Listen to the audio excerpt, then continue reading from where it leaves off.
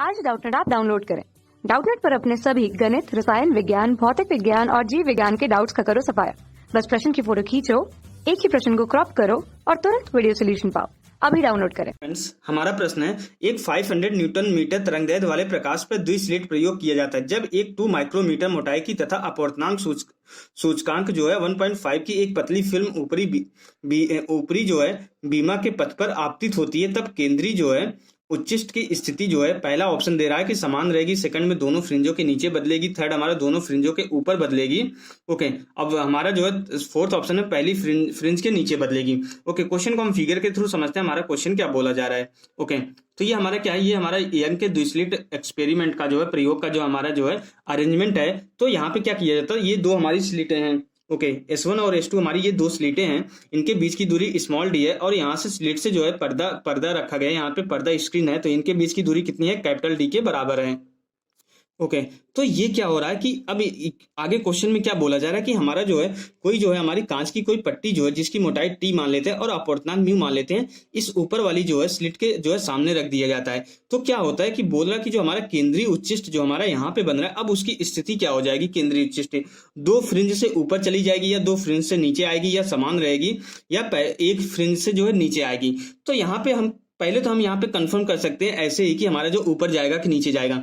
अगर हम देखें तो यहाँ पे क्या, यहाँ कांच की पट्टी आ जा रही है, तो जब इसके अंदर जाएगी तो अपवर्तनांक की वजह से इसका क्या हो जाता है, वेग थोड़ा सा कम हो जाता है, जो लाइट का वेग होता है प्रकाश का, तो उसकी वजह से ये थोड़ा सा स्लो हो जाती है। तो उस कंडीशन में हमारा क्या हो जाता है, ये जो हमारी जो है इस माध्यम में जो हमारी हवा में जा रही है, तो ये जो है हमारी प्रकाश जो है ज्यादा दूरी कवर कर ले जाती है। तो ये दूरी ज्यादा कवर कर ले जाती है और ये दूरी जो है कम कवर करती है, क्योंकि हमारा वेग जो है कम हो जाता है इस अपवर्तनांक की वजह से, इस कांच की पट्टी की वजह से उसका प्रकाश की चाल कम हो जाती है और यहाँ पे चाल उतनी रहती है।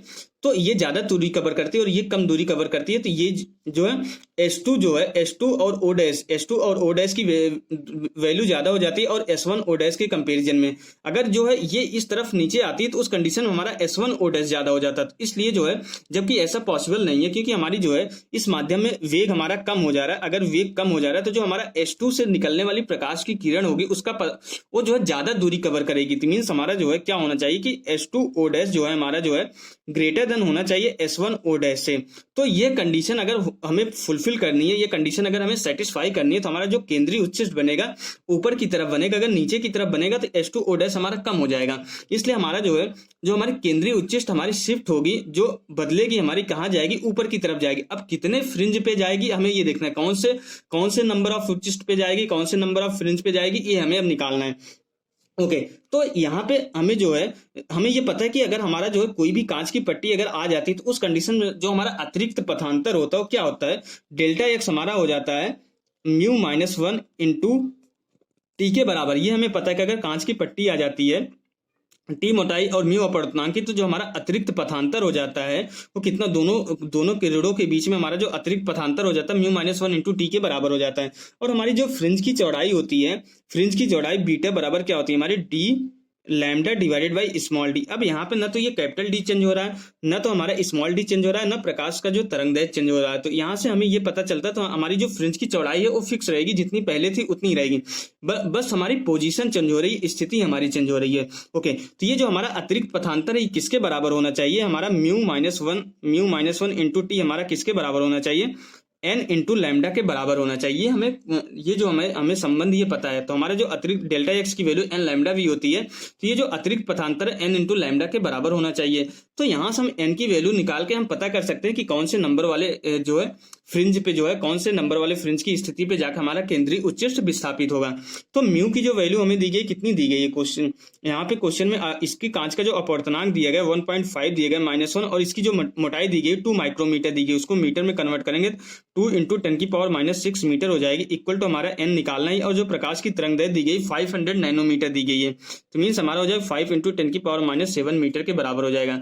जब इसको हम सरल करेंगे तो यहाँ से n हमारा कितना आ जाएगा, n इक्वल टू हो जाएगा, ये कितना आ जाएगा 0.5 इंटू 2 इंटू 10 की पावर जो है -6 डिवाइडेड बाई हमारा क्या हो जाएगी 5 इंटू 10 की पावर जो है -7 के बराबर हो जाएगा। अब 0.5 इंटू 2 हमारा 1 हो जाएगा और इसको ऊपर ले जाएंगे तो ऊपर 10 बच जाएगा, 10 हमारा ऊपर बचेगा। तो n इक्वल टू हमारा कितना हो जाएगा, n इक्वल टू जो है 10 डिवाइडेड बाई 5।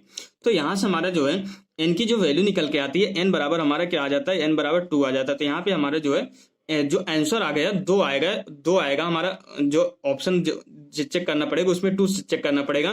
तो हमारा कौन सा ऑप्शन करेक्ट हो जाएगा ये हम देखते हैं। अगर हम चारों ऑप्शन में से देखें तो हम देखते हैं कि हमारा जो है दोनों फ्रिंजों के ऊपर बदलेगी। मीन्स हमारा जो है यहाँ पे जो ऑप्शन होगा दो फ्रिंज ऊपर की तरफ शिफ्ट हो जाएगी। तो जो हमारा ऑप्शन करेक्ट होगा दोनों फ्रिंजों के ऊपर बदलेगी, तो हमारा यही क्या हो जाएगा, राइट ऑप्शन हो जाएगा। Okay, thank you. कक्षा 6वीं से 12वीं से लेकर नीट, IIT, JEE वो एडवांस के लेवल तक 1 करोड़ से ज्यादा छात्रों का भरोसा। आज ही डाउनलोड करें डाउटनेट ऐप या व्हाट्सएप करें अपने सारे डाउट्स 8400 400 400 पर।